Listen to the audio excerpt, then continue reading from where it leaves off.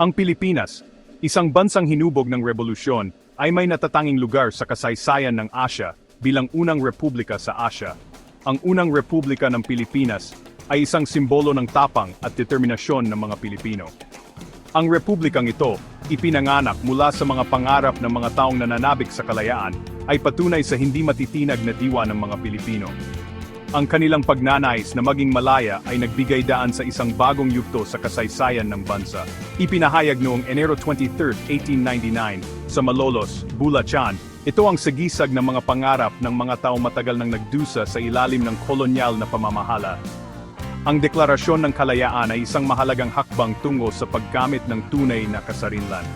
Bagamat maikli, ang unang republika ng Pilipinas, na kilala rin bilang Republika ng Malolos, ay nag-iwan ng pangmatagalang pamana na humubog sa kapalaran ng bansa. Ang mga aral at inspirasyon mula sa panahong ito ay patuloy na nagbibigay lakas sa mga Pilipino na humubog sa kapalaran ng bansa. Ito ang kinahinatnan ng mga siglo ng pakikibaka laban sa pang-api ng mga Espanyol.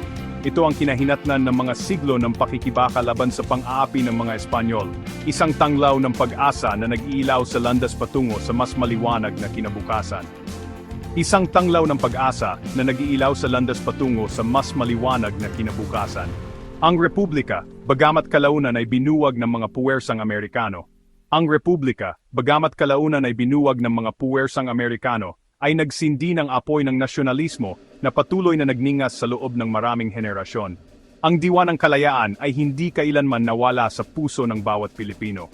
Ay nagsindi ng apoy ng nasyonalismo na patuloy na nagningas sa loob ng maraming henerasyon.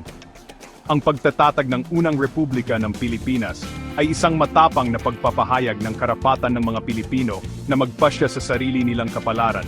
Ang pagtatag ng unang republika ng Pilipinas ay isang matapang na pagpapahayag ng karapatan ng mga Pilipino na magpasya sa sarili nilang kapalaran. Ito ay isang malinaw na mensahe sa mundo na ang mga Pilipino ay handa nang sumama sa hanay ng mga malayang bansa. Ito ay isang malinaw na mensahe sa mundo na ang mga Pilipino ay handa nang sumama sa hanay ng mga malayang bansa. Ang kanilang tapang at determinasyon ay nagbigay daan sa isang bagong yugto ng kasaysayan na patuloy na nagbibigay inspirasyon sa mga susunod na henerasyon.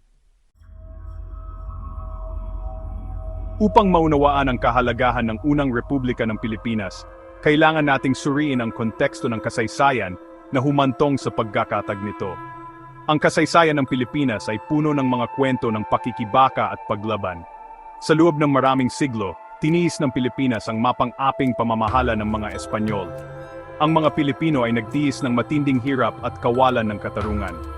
Ang mga binhi ng pagkadismaya na nahasik sa loob ng maraming henerasyon ng pagsasamantala at kawalan ng katarungan ay kalaunan ay namulaklak sa isang ganap na revolusyon laban sa Espanya. Ang mga damdaming ito ay nagbigay daan sa isang malawakang kilusan. Nasaksihan ng huling bahagi ng ika-19 na siglo ang pag-usbong ng damdaming nasyonalista sa Pilipinas. Ang mga tao ay nagsimulang magkaisa para sa isang layunin. Dahil sa inspirasyon ng mga mithiin ng Enlightenment, ang mga Pilipinong intelektual at aktivista ay nagsimulang mangarap ng isang kinabukasan na malaya sa kolonyal na pamamahala. Ang kanilang mga ideya ay nagbigay ng bagong pag-asa sa mga tao. Ang mga lihim na samahan tulad ng Katipunan sa pamumuno ni Andres Bonifacio ay lumitaw na nagsusulong ng ganap na kalayaan mula sa Espanya. Ang Katipunan ay naging simbolo ng paglaban at pag-asa. Ang pagsiklab ng Rebolusyong Pilipino noong 1896 ay isang mahalagang pangyayari sa kasaysayan ng bansa. Ito ay nagmarka ng simula ng isang bagong yugto sa kasaysayan ng Pilipinas. Ang mga Pilipino mula sa lahat ng antas ng pamumuhay na pinagbuklod ng kanilang pagnanais para sa kalayaan ay humawak ng armas laban sa kolonyal na pamahalaan ng Espanya. Ang kanilang tapang at determinasyon ay nagbigay inspirasyon sa mga susunod na henerasyon. Ang digmaang Espanyol-Amerikano ay nagkaroon ng malaking epekto sa kapalaran ng Pilipinas. Nakita ng mga Pilipino ang pagkakataon makawala sa kolonyal na pamamahala, nakipag-alyansa sila sa mga Amerikano, umaasa sa kalayaan. Noong Hunyo 12, 1898 sa Cavite, ipinahayag ni Emilio Aguinaldo ang kalayaan ng Pilipinas. Ang watawat ng Pilipinas ay iwinagayway sa unang pagkakataon na sumisimbolo sa bagong tatag na republika. Nagpulong ang Kongreso ng Malolos noong Setyembre 1898 upang bumuo ng konstitusyon para sa bagong malayang bansa. Ang Konstitusyon ng Malolos, na ipinalabas noong Enero 22, 1899, ay nagtatag ng isang demokratikong sistema ng pamahalaan na may malinaw na paghihiwalay ng mga kapangyarihan. Mga tanglaw, mga pangunahing tauhan, at ang kanilang mga ginampanan. Ang pagtatatag ng unang Republika ng Pilipinas ay ang bunga ng mga pagsisikap ng maraming dedikadong makabayan.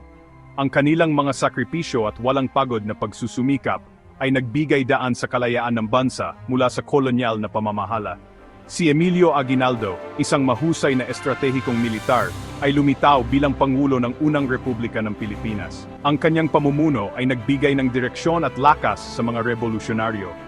Ang pamumuno ni Aguinaldo sa magulong panahong ito ay naging mahalaga sa pag-iisa ng bansa.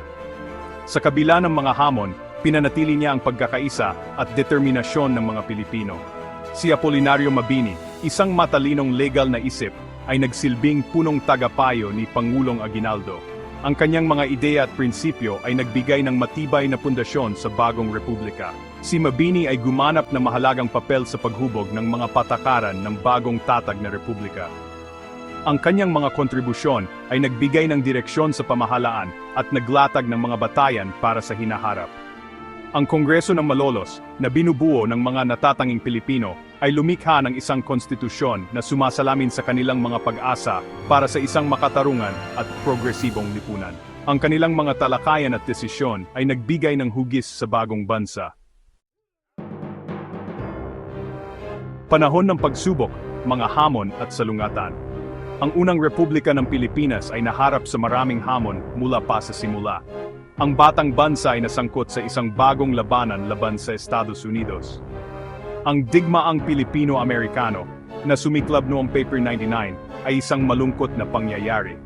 Ang mga Pilipino na nakipaglaban kasama ng mga Amerikano laban sa Espanya ay napilitang ipagtanggol ang kanilang kalayaan laban sa kanilang dating mga kakampi. Sa kabila ng limitadong yaman, ang mga sundalong Pilipino ay nakipagdigma laban sa mga Amerikano. Ang pagdakip kay Emilio Aguinaldo noong Marso 1901 ay isang malaking dagok, ngunit nagpatuloy ang paglaban ng mga Pilipino. Pamana ng katapangan, ang pangmatagalang epekto ng Republika. Ang unang Republika ng Pilipinas, bagamat natalo ng kapangyarihang militar ng Amerika, ay nag-iwan ng pangmatagalang pamana. Ang konstitusyon ng Malolos ay naglalaman ng mga prinsipyo ng demokrasya, republikanismo, at paghihiwalay ng mga kapangyarihan. Ang mga mithiin sa konstitusyon ng Malolos ay patuloy na gumagabay sa pamamahala ng Pilipinas. Ang pagbibigay din ng republika sa edukasyon, kultura, at pambansang pagkakakilanlan ay humubog sa kamalayang pambansa ng mga Pilipino. Ang pagtatatag ng Universidad Literaria de Filipinas ay nagbigay din sa kahalagahan ng edukasyon para sa pagbuo ng bansa. Ang pamana ng republika ay nagsilbing inspirasyon para sa susunod na henerasyon ng mga Pilipino. Ang hindi natapos na revolusyon, mga alingaw-ngaw ng unang republika. Ang unang republika ng Pilipinas ay patuloy na umuugong sa kaluluwa ng bansa na nagbibigay ng inspirasyon sa bawat mamamayan. Ang pamana nito ay nagsisilbing paalala sa mga sakripisyong ginawa para sa isang malaya at independiyenteng Pilipinas na hindi malilimutan. Ang mga alingaw-ngaw ng unang republika ay nadarama sa masiglang demokrasya ng Pilipinas at sa pangako sa pambansang soberanya na patuloy na pinangangalagaan. Ang kuwento ng unang republika ng Pilipinas ay isang buhay na patunay sa hindi matitinag na diwa ng mga Pilipino, na patuloy na nag-aalab, patuloy itong nagbibigay inspirasyon at nagpapalakas sa mga henerasyon ng mga Pilipino na magsumikap para sa isang mas maliwanag na kinabukasan, na puno ng pag-asa.